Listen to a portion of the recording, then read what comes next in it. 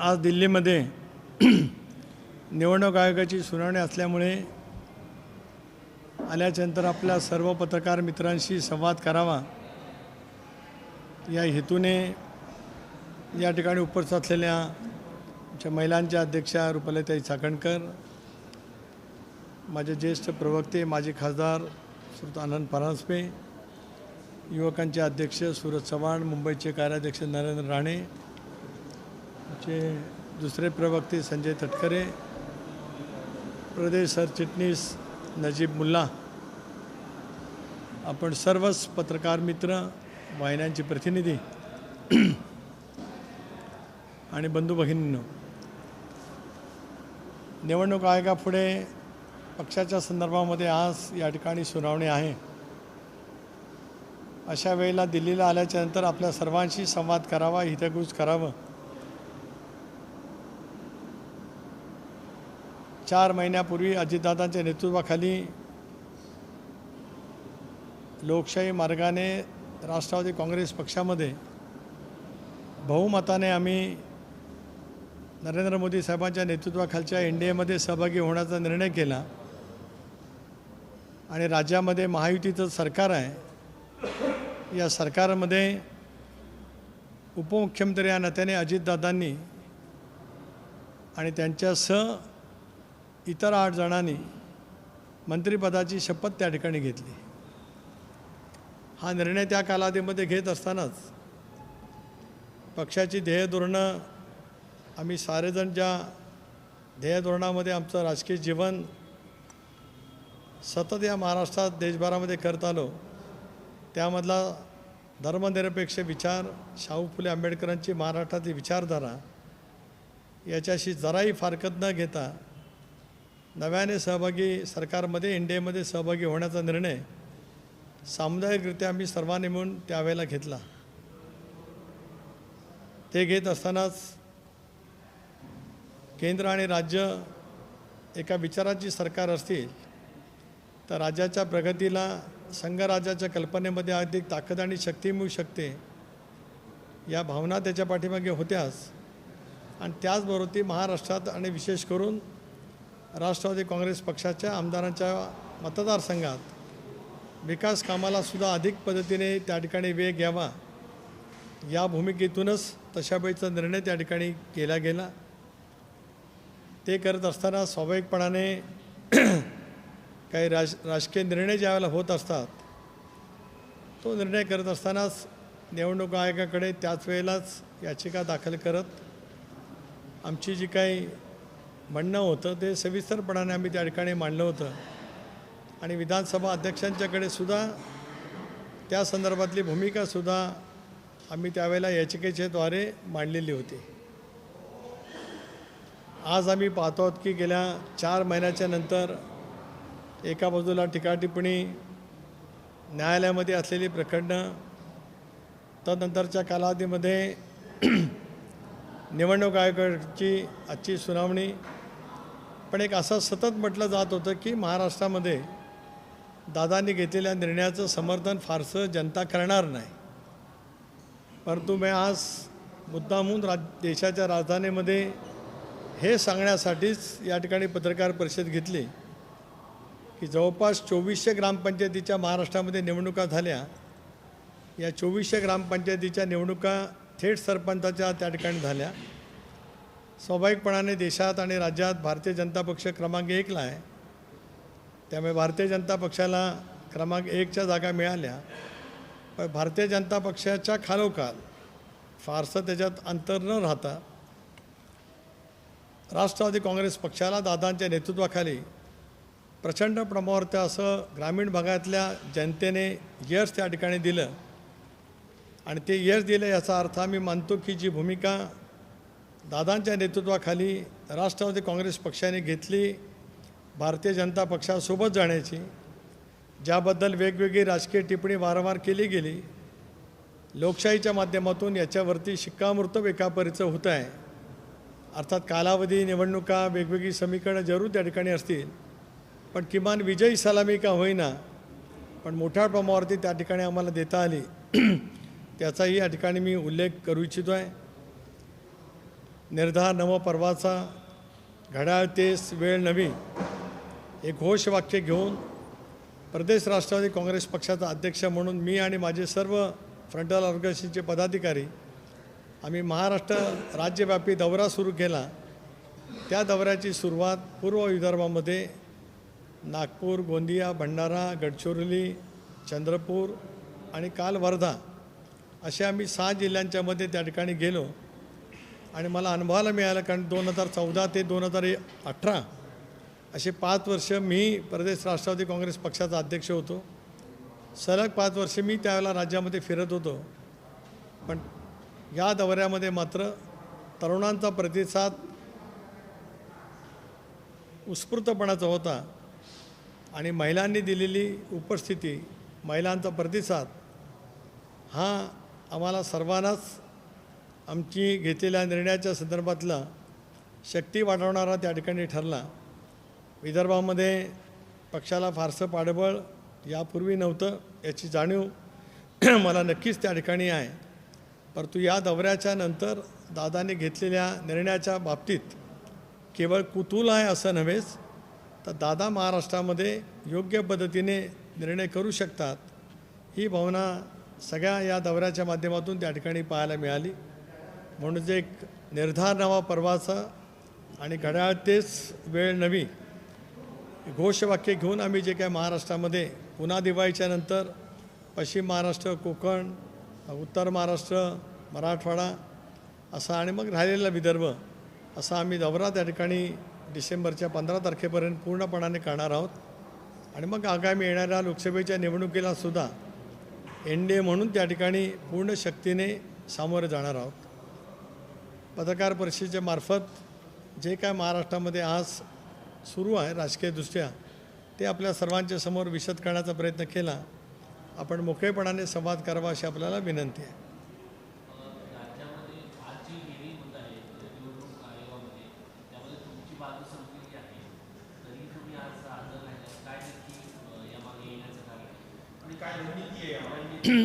एक असं आहे की सर्वसाधारणपणाने ज्यावेळेला पक्ष आणि आपण घेतलेली भूमिका या संदर्भात कायदेशीर लढाई सुरू असते, त्याला पक्षाच्या प्रमुख सहकाऱ्यांची एक जबाबदारी बनते की आपण त्या ठिकाणी उपस्थित राहावं। त्यामुळे मी आणि माझे सर्व सहकारी मागच्या सर्वोच्च न्यायालयाच्या सुनावणीच्या वेळेला सुद्धा होतं आणि आजही निवडणूक आयोगाच्या सुनावणीला आम्ही सर्वजण त्या ठिकाणी उपस्थित राहणार आहोत। साहेब हजर राहू शकतात। साहेब मागच्या वेळेला सुद्धा निवडणूक आयोगाच्या सुनावणीला होते त्या ठिकाणी। नाही, मी मानत नाही, कारण एक तर असं आहे की गेली 6 दशकं देशाच्या राजकारणात पवारसाहेबांनी आपले एक स्थान निर्माण केलेलं आहे आणि ते स्थान निर्माण करत असतानाच पक्ष आणि पक्षाच्याबद्दलची त्यांची असलेली आजवरची काम करण्याची एकंदर पद्धती पाहिल्याच्यानंतर मी स्वतः असं मानत नाही की दबाव निर्माण करण्यासाठी साहेब त्या ठिकाणी येत असतील।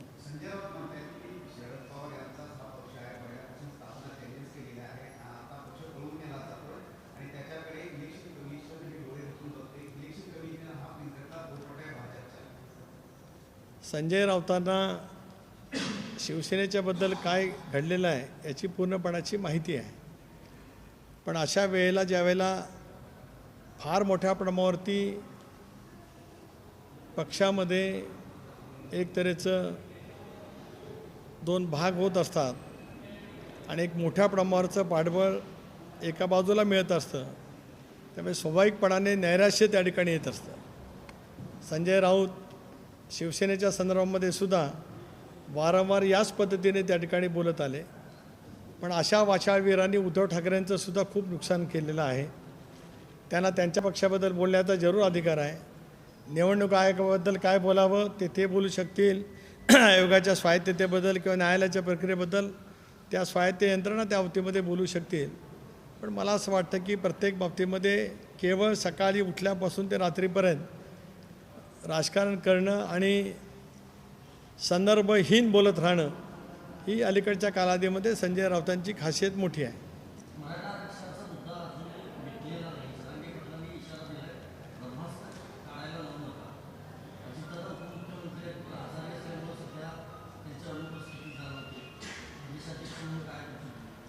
खरं आहे की गेले काही दिवस डेंग्यूच्या आजाराने दादा व्यथित आहेत. त्याच्यामुळे डॉक्टरांच्या वैद्यकीय सल्ल्यानुसार त्यांना सक्त विश्रांती त्या ठिकाणी घ्यावी लागते आहे. सकल मराठा समाजाला आरक्षण मिळालंच पाहिजे ही राष्ट्रवादी काँग्रेस पक्षाची भूमिका आहे. ते आरक्षण देत असतानाच कायद्याच्या कसोटीवरती दिलं गेलं पाहिजे. यापूर्वी राज्यामध्ये 2 वेळेला आरक्षण दिलं. पहिल्या वेळेला दिलं त्यावेळेला मी सुद्धा सरकारमध्ये होतो. लोकशाही आघाडीचं सरकार होतं. नारायण राणे समिती नेमली गेली होती आणि त्यावेळेला आरक्षण दिलं गेलं, परंतु ते उच्च न्यायालयामध्ये टिकू शकलं नाही. देवेंद्र फडणवीसांच्या सरकारने आरक्षण दिलं. मागासवर्ग आयोग गायकवाडांच्या नेतृत्वाखाली नेमला गेला. त्याच्या शिफारसी देवेंद्र फडणवीसांच्या सरकारने स्वीकारल्या. उच्च न्यायालयामध्ये ते टिकलं, परंतु सर्वोच्च न्यायालयामध्ये त्याच आयोगाच्या संदर्भातलं आयोगाचा अहवालच सर्वोच्च न्यायालयाने रद्दबदल ठरवला आणि मग त्यावेळेचं आरक्षण जे देवेंद्रच्या सरकारने दिलं होतं ते काही टिकू शकलं नाही. मी काय राजकीय टीका करू इच्छित नाही, पण त्यावेळेला राज्यात महाविकास आघाडीचं सरकार होतं. आम्ही मंडळी सरकारमध्ये होतो. थोडंसं अधिक गांभीर्याने बघितलं गेलं असतं तर कदाचित त्यावेळेला न्यायालयामध्ये कदाचित यश मिळू शकलं असतं. आज आमची ही स्पष्टपणाची राष्ट्रवादी काँग्रेस पक्ष म्हणून भूमिका आहे की मराठा समाजाला आरक्षण मिळालं पाहिजे, परंतु ते टिकणारं मिळालं पाहिजे आणि ओबीसीच्या आरक्षणाला धक्का न लागता ते मिळालं पाहिजे.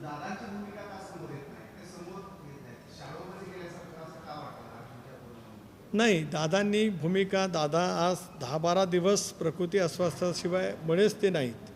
जरांगे पाटलांचं 1-1.5 महिन्यापूर्वी उपोषण झालं. मी सांगितलं ना, असं आहे, संजय राऊत अजितदादांच्या आजाराचं राजकीय आजार म्हणत असतील तर मी आज महाराष्ट्र सदरमध्ये अधिकृत बोलतो आहे की उद्धव ठाकरेंना आजार झाला करोनाच्या वेळेला, मग तो पण राजकीय आजार झाला असं मी म्हणायचं का? काहीतरी संवेदना ठेवायचं. संजय राऊतांसारख्या इतके दीर्घकाळ आज ते राजकारणामध्ये आहेत, एक सभ्यता पाळली पाहिजे. संजय राऊत अलीकडच्या कालावधीमध्ये सभ्यता सोडतात. आजार म्हटलं पाहिजे. केवळ त्याला राजकीय आजार म्हटलं तर माझ्याकडे 10 उत्तर आहेत. मग अजितदादांना संजय राऊत का शोधत होते? पंतप्रधानांना भेटून आल्याच्यानंतर उद्धव ठाकरेंच्या मनामध्ये काय निर्माण झालं? त्याच्यासाठी संजय राऊत माझ्याकडे किती वेळा बोलले? अजितदादांची भेट झाली. एकदा मी सांगितलं, याच्यापेक्षा अनेक 1, 2, 3 प्लॅन त्यांनी तयार केले होते, ते मला त्यांना सांगता येतील. संजय राऊतांनी स्वतःला आवरावं. त्यांच्या पक्षाबद्दल त्यांना जे बोलायचं असेल ते त्यांनी बोलावं. अजितदादांबद्दल बोलण्याचा कुठलाही नैतिक अधिकार संजय राऊतांना नाही.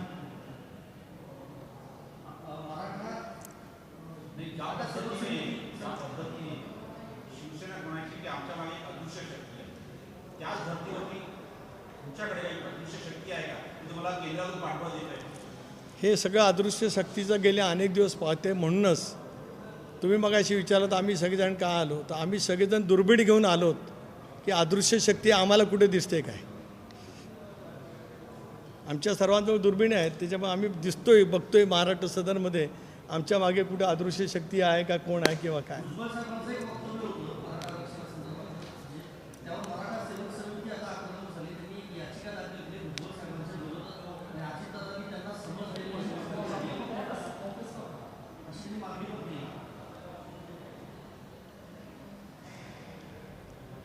नाही, एक असं आहे की भुजबळ साहेबांनी ते राज्याच्या राजकारणामध्ये दीर्घकाळ त्या ठिकाणी आहेत. बीडला जी काय घटना घडली त्याची प्रत्यक्ष पाहणी करण्यासाठी भुजबळ साहेब त्या ठिकाणी गेले आणि ज्या पद्धतीने अमानुष पद्धतीची जाळपोळ झाली त्याच्याबद्दलचं व्यथा, एक तऱ्हेचं खूप त्यांना वेदना त्या ठिकाणी झाल्या. त्या दीर्घकाळ ते संवेदनाशील राजकारणी आहेत, त्याच्यामुळे त्या व्यथा त्यांनी त्या ठिकाणी व्यक्त केल्या. एक भूमिका त्यांनी वारंवार स्पष्ट केली की मराठा समाजाला आरक्षण मिळालं पाहिजे, पण ओबीसीच्या आरक्षणाला धक्का न लागता दिलं गेलं पाहिजे. भुजबळांची सुद्धा भूमिका कधी लपून राहिलेली नाही. भुजबळांच्या पद्धतीने काम करणारे राज्यातील एक वरिष्ठ नेते आहेत. त्यांची भूमिका ते ठामपणाने मांडत असतात, पण ती ठामपणाने मांडताना भुजबळ साहेबांनी मात्र एक वारंवार वेळा स्पष्ट केलेलं आहे की मराठा समाजाला आरक्षण मिळालं पाहिजे, पण ते देताना ओबीसीच्या आरक्षणाला धक्का लागला नाही पाहिजे.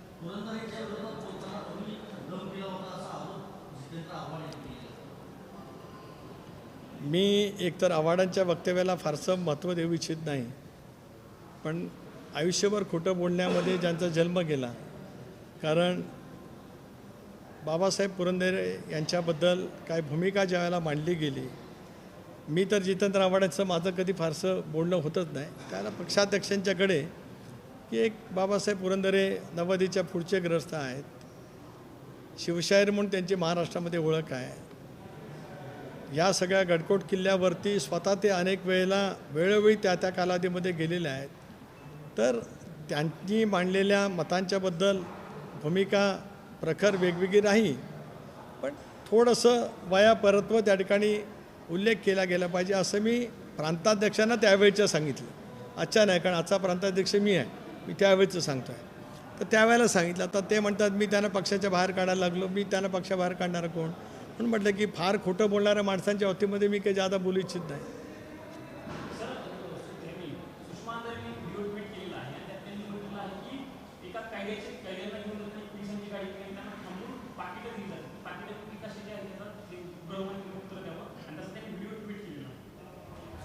मी काय पाहिलं नाही आणि त्या प्रवक्त्या शिवसेनेचे आमचे प्रवक्ते पाहतील आणि त्याच्याबद्दल मत व्यक्त करतील.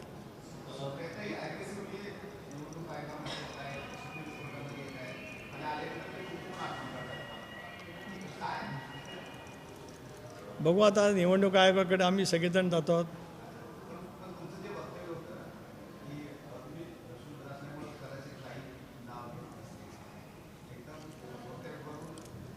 अलीकडच्या कालावधीमध्ये गेले 1.5-2 महिना संसद रत्न माझा उल्लेख ती व्यक्ती ते ग्रस्त, ती व्यक्ती ते ग्रस्त असं वारंवार करतात. काय राजकीय भूमिका मी मांडली त्याच्यावरती बोलत असताना मी मांडलेल्या भूमिकेची बद्दलचं सांगण्याच्या ऐवजीच नव्या संसद भवनामध्ये महिला विधेयक आलं. खरं तर मी नव्या संसद गृहामध्ये होतोच. माननीय पंतप्रधान महोदयांचं भाषण मी ऐकलंच पूर्णपणाने आणि त्याच्यानंतर मग मी गणपतीचा पहिला दिवस माझ्याकडे घरी गणपती असतो त्यामुळे मी घरी निघून गेलो. स्वाभाविक जाताना मुंबईला अंबानीच्या घरी गणपतीच्या घरी आरतीला गेलो. ही वस्तुस्थिती खरी आहे. पण त्या सतत म्हणता आल्या की ते ग्रस्त त्यावेळेला तिथे थांबले नाहीत, ते महिला विरोधी आहेत वगैरे वगैरे. ज्या वेळेला नैराश्य येतं, राजकीय उत्तर देण्यासाठी कुठलं हे सापडत नाही आधार, त्यावेळेला मग अशी कारणं घेतली जातात.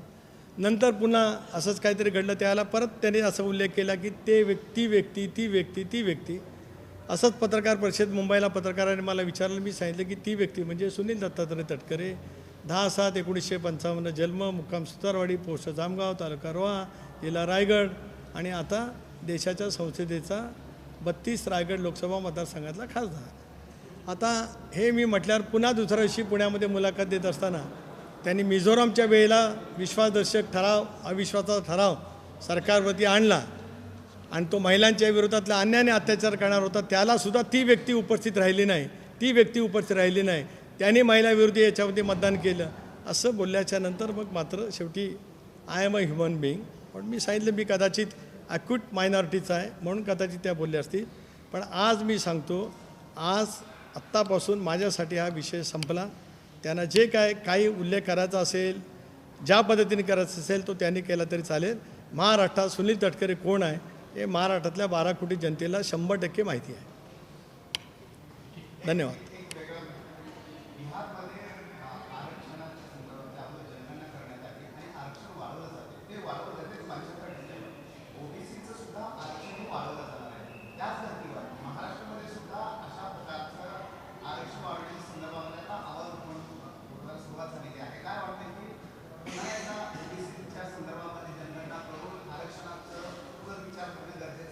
नाही, माझी स्वतःची भूमिका आहे की जात न्याय जनगणना झाली पाहिजे. खरं तर 2011 सालामध्ये ज्यावेळेला UPAचं सरकार होतं त्यावेळेला जनगणना झाली होती, पण ती का देशातल्या जनतेपुढे आणली गेली नाही याची फारशी माहिती माझ्याकडे त्या ठिकाणी नाही. त्याच्यामुळे एकदा मंडल कमिशनच्या आयोगाची अंमलबजावणी करण्याचा निर्णय झाल्यावर वेगवेगळे प्रवाद त्यावेळेलासुद्धा उमटले. तर अशा वेळेला देश एकसंघ आहे, एकसंघ राहायला पाहिजे. सर्व धर्मियांचा देश आहे, अनेक जातींचा देश आहे, अनेक बोलीभाषांचा देश आहे. हा देश आपला एकत्रित राहिलाच पाहिजे, ही भूमिका सर्वांची आहे. पण ते असंच असतानाच सर्व समाज, सगळे घटक यांनासुद्धा त्यांचे अधिकार हे त्या ठिकाणी मिळालेच पाहिजेत अशी आमची राष्ट्रवादी काँग्रेस पक्ष म्हणून भूमिका आहे. धन्यवाद.